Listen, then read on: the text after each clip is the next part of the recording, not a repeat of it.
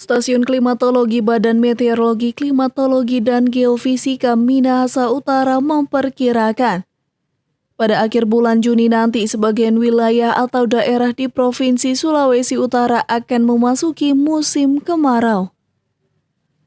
Kepala Stasiun Klimatologi BMKG Minahasa Utara Irianto Marmin Suwirono mengatakan, beberapa daerah yang masuk ke dalam zona atau zona musim kemarau seperti Bolong Mongondo Utara hingga di Kota Manado diperkirakan akan memasuki musim kemarau pada akhir Juni dengan sifat hujan di bawah normal. Apabila terjadi akan menghadapi musim kemarau ini, yang pertama adalah waspada kekeringan, kemudian waspada kebakaran lahan dan hutan, kemudian bijak menggunakan air, yaitu dengan cara menampung apabila masih terjadi hujan, supaya air hujan itu ditampung. Untuk itu, pihaknya menghimbau kepada warga Sulawesi Utara bila terjadi musim kemarau yang panjang waspada terhadap kekeringan hingga kebakaran lahan dan hutan.